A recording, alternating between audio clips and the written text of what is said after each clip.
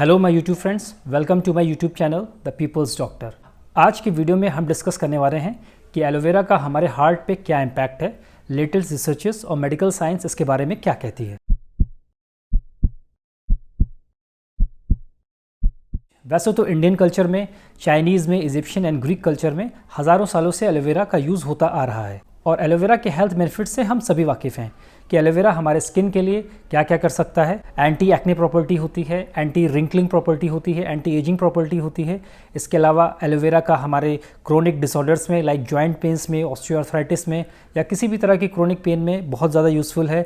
और एलोवेरा हमारे स्टमक के लिए क्या क्या कर सकता है, कॉन्स्टिपेशन हो, चाहे डाइजेशन की प्रॉब्लम हो या हमारे स्टमक या गैस्ट्रिक अल्सर्स हों या पेप्टिक अल्सर हो, इस तरह की कंडीशंस में एलोवेरा का हम सभी जानते हैं। बट आज हम बात करने वाले हैं कि एलोवेरा हमारे हार्ट के लिए क्या क्या कर सकता है। एलोवेरा का हमारे हार्ट पे क्या इम्पैक्ट है, या हमारे हार्ट पे और हार्ट से जो कनेक्टेड आर्टरीज होती हैं या वेंस होती हैं उस पे एलोवेरा का क्या इम्पैक्ट होता है। तो जो लेटेस्ट रिसर्चेस 2020 में, 2021 में, 22 में और 2023 में जो लेटेस्ट रिसर्चेस और मेडिकल साइंस के जो भी जर्नल्स पब्लिश्ड हो रहे हैं, वो सबसे इंपॉर्टेंट ये है कि एलोवेरा के अंदर मिराकुलस मेडिसिनल हीलिंग प्रॉपर्टीज़ हैं जो हमारे हार्ट के अंदर क्लॉग्ड आर्टरीज में जो भी कोलेस्ट्रॉल जमा हो गया है या फैट जमा हो गया है उसको क्लीन कर सकती हैं। हमारा जो ब्लड प्रेशर है उसको भी कम करती हैं, टोटल कोलेस्ट्रॉल को कम करती हैं, ट्राइग्लिसराइड्स को भी कम करती हैं। एलोवेरा के अंदर जो जेल है जो आप देख रहे हैं, ये मल्टीविटामिन से, मिनरल से, डिफरेंट टाइप्स ऑफ एंजाइम से और बहुत से ऑर्गेनिक कंपाउंड से भरा होता है जो बहुत ज़्यादा हमारे हार्ट के लिए बेनिफिशियल है। हमारे हार्ट के अंदर अगर गंदा फैट जमा हो गया है, ट्राइग्लिसराइड्स जमा हो गई हैं या कोलेस्ट्रॉल जमा हो गया है, उन सब को क्लीन करने में बहुत ज़्यादा बेनिफिशियल और बहुत ज़्यादा मददगार है। और आप सभी जानते हैं कि वर्ल्ड में जो नंबर 1 किलर है वो कार्डियक प्रॉब्लम्स ही हैं। जो हार्ट अटैक है या हार्ट की बीमारी है, ये वर्ल्ड में नंबर 1 किलर माना जाता है। तो इस चीज़ के 2 मेन रीजंस हैं। सबसे पहली चीज़ जो हमारी जो डाइट है, जो अनहेल्दी डाइट है, जो जंक फूड है या ट्रांस फैट हम जो खाते हैं, तो at the end of the day ये जो गंदा कोलेस्ट्रॉल है या ट्राइग्लिसराइड्स हैं, ये जो फैट है, ये हमारे जो हार्ट की जो नसें हैं उसमें जाकर ये इकट्ठा हो जाता है और एक तरह से ये ब्लॉकेज की सिचुएशन पैदा करता है। तो इस वजह से हमारे हार्ट अटैक के होने के चांसेस बहुत ज़्यादा बढ़ जाते हैं। और दूसरा जो है, यही बैड कोलेस्ट्रॉल ही होता है या एलडीएल कोलेस्ट्रॉल ही जो होता है, यही हमारे नसों में जाके इकट्ठा होता है और ट्राइग्लिसराइड्स के साथ मिलकर ये प्लेक बनाता है, जिसको हम मेडिकल साइंस में एथेरोस्क्लेरोसिस कहते हैं। और ये प्लेक जो है धीरे धीरे करके अगर प्लेक जमा हो गया है तो एक इन्फ्लेमेशन की कंडीशन पैदा करता है और इन्फ्लेमेशन की वजह से दूसरी चीज़ें भी, जैसे कि प्लेटलेट प्लग्स बनने लगते हैं, प्लेटलेट्स आके और भी कुछ चीज़ें हैं जो इन्फ्लेमेटरी मार्कर्स हैं वो आके वहाँ पे इकट्ठा होने लगते हैं। जो ब्लॉकेज की कंडीशन है वो धीरे धीरे करके और बढ़ने लगती है। तो जो एलोवेरा का सबसे इंपॉर्टेंट रोल ये है कि ये जो टोटल कोलेस्ट्रॉल है उसको कम करता है, जो एलडीएल कोलेस्ट्रॉल, जो बैड कोलेस्ट्रॉल है, इसके लेवल्स को हमारी बॉडी में कम करता है। एसडीएल कोलेस्ट्रॉल जो है, जिसको हम गुड कोलेस्ट्रॉल कहते हैं, इसके लेवल्स को हमारी बॉडी में बढ़ाता है। तो एलोवेरा का जो जेल है या एलोवेरा के अंदर जो प्रॉपर्टी है वो हमारे हार्ट की नसों में कोलेस्ट्रॉल जमा होने ही नहीं देती है या प्लेक का बनना ही रोक देती है। इस तरह से ये सबसे पहले स्टेप पे हमारे लिए बेनिफिशियल है। और दूसरे स्टेप पे ये है कि अगर प्लेक जमा भी हो गया है या हमारे हार्ट में ब्लॉकेज की सिचुएशन शुरू भी हो गई है, स्टेप 2 पर भी ये हमारे हार्ट में इन्फ्लेमेशन को रोकता है और फर्दर हमारे हार्ट में ब्लॉकेज को बढ़ने से रोकता है। और जैसा कि मैंने बताया, हमारे जो बॉडी में एसडीएल के लेवल्स को, जो कि गुड कोलेस्ट्रॉल होता है, उसके लेवल्स को भी ये बढ़ाता है। अब एसडीएल कोलेस्ट्रॉल का हमें फंक्शन जान लेना बहुत ज़रूरी है। देखिए, एसडीएल कोलेस्ट्रॉल जो कि गुड कोलेस्ट्रॉल होता है, ये हमारे हार्ट की नसों में जाके जो भी बैड कोलेस्ट्रॉल होता है या जो गंदा कोलेस्ट्रॉल जमा हो जाता है, जो ब्लॉकेज की सिचुएशन पैदा करता है, उसको जाके ये सर्च करता है। स्कैवेंजिंग एक्शन के थ्रू इसको ये कलेक्ट वहाँ से करता है और इसको ले जाकर वो लीवर में इकट्ठा करता है और उसके बाद लीवर जो है इस बैड कोलेस्ट्रॉल को अच्छी तरह से मेटाबोलाइज करके हमारी बॉडी से एक्सक्रीट करके उसको बाहर निकाल देता है।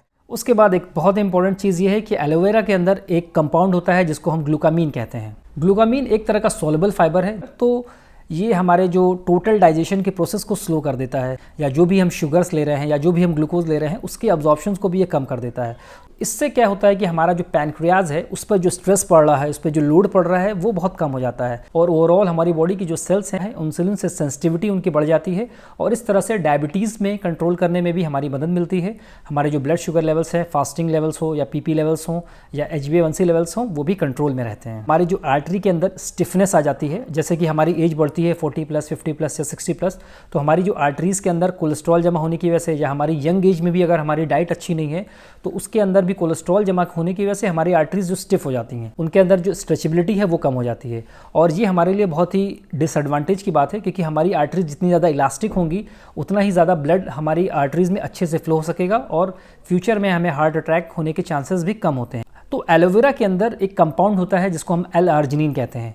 L-आर्जिनिन अल्टीमेटली नाइट्रिक ऑक्साइड में कन्वर्ट हो जाता है और नाइट्रिक ऑक्साइड एक बहुत ही पावरफुल वैसोडाइलेटर है। तो नाइट्रिक ऑक्साइड अगर इस आर्टरीज पे काम करेंगी तो आर्टरीज का जो डायमीटर है वो और ज़्यादा बड़ा हो जाएगा। तो आर्टरीज चौड़ी हो जाने की वजह से जो ब्लड फ्लो हो रहा है आर्टरीज में वो ज़्यादा हो जाएगा, जिसकी वजह से हमारे हार्ट पे जो स्ट्रेस पड़ रहा है वो भी कम होगा, हमारे हार्ट का जो पंपिंग एक्शन है वो भी इंप्रूव होगा और हमारे जो हार्ट अटैक के चांसेस हैं वो भी बहुत ज़्यादा कम हो जाएंगे। एलोवेरा के अंदर जो एक्टिव कंपाउंड्स होते हैं वो हमारे जो कैपिलरी ब्लड फ्लो को भी बढ़ाते हैं। हमारे जो बॉडी में सेल्स हैं उसके अंदर जो ऑक्सीजन पहुंचता है वो कैपिलरी ब्लड फ्लो की वजह से ही पहुंचता है। अगर कैपिलरी ब्लड फ्लो हमारा अच्छा है तो हमारे बॉडी के जितने भी सेल्स हैं उसके अंदर ऑक्सीजन बहुत आराम से पहुँचेगी, और अगर कैपिलरी ब्लड फ्लो हमारा कम है या पुअर है तो हमारे बॉडी के सेल्स में ऑक्सीजन नहीं पहुँचेगी।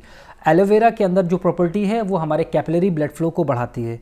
तो इस वजह से हमारे बॉडी के अंदर जब कैपिलरी ब्लड फ्लो बढ़ेगा, बॉडी के जो अंदर सेल्स हैं उसके अंदर ऑक्सीजन भी बहुत ही अच्छे अमाउंट में पहुंचेगा, तो ओवरऑल हमारी हेल्थ ऑटोमेटिकली इंप्रूव होने लगेगी। जब हमारी बॉडी के पेरिफेरीज में, हमारे हाथों में और पैरों में जब ब्लड फ्लो ज़्यादा बढ़ेगा, हमारे हाथ और पैरों की जो नसें हैं, जो नर्व्स हैं, उसमें भी ऑक्सीजन सप्लाई ज़्यादा बढ़ेगी।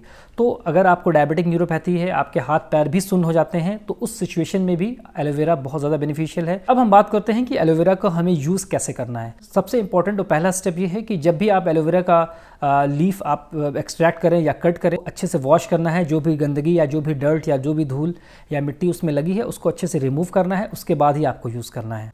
उसके बाद आप एलोवेरा की जो अंदर स्किन होती है उसको आप रिमूव कर दीजिए। जो मेन हेल्दी मटेरियल एलोवेरा का है उसके अंदर का जेल है, और उसके अंदर का जो जेल है उसको आप एक्सट्रैक्ट करके, उसको निकाल करके आप डायरेक्टली भी खा सकते हैं। उसके अलावा अगर आप जूस पीते हैं, कोई फ्रूट जूसेस पीते हैं या वेजिटेबल जूसेस पीते हैं, तो उसके जेल को आप उसमें भी मिला के, जूस में मिला के भी पी सकते हैं। या अगर आप सलाद्स खाते हैं घर में तो सलाद के अंदर भी अच्छे से मिक्स करके, या स्मूदीज़ अगर आप लेते हैं तो उसमें भी अच्छे से मिक्स करके एलोवेरा के जेल को आप यूज़ कर सकते हैं। और एलोवेरा के जेल को जो यूज़ करने का जो सबसे बेस्ट टाइम है वो अर्ली मॉर्निंग है। आप सुबह सो के जब उठते हैं तो ब्रेकफास्ट लेने से पहले 15 to 30 मिनट्स आइडियली आप यूज़ कर सकते हैं। अगर आप एलोवेरा के हेल्थ बेनिफिट्स का फ़ायदा उठाना चाहते हैं तो एलोवेरा लेने के साथ साथ आपको प्रोसेस्ड फूड भी अवॉइड करना होगा, जंक फूड अवॉइड करना होगा, हाई कोलेस्ट्रॉल वाले फूड्स जो भी होते हैं उसको आपको अवॉइड करना ही होगा। मुझे उम्मीद है कि ये वीडियो आपको हेल्पफुल और इन्फॉर्मेटिव लगा होगा, और एलोवेरा और हार्ट डिजीज़ से रिलेटेड जो भी लेटेस्ट रिसर्च पेपर्स हैं एंड जर्नल्स हैं उसका जो समरी है मैंने आपके सामने रख दी है, और उन जर्नल्स का, उन पेपर्स का, उन रिसर्चर्स का जो भी लिंक है उस वीडियो के डिस्क्रिप्शन में है, आप उसको चेक कर सकते हैं।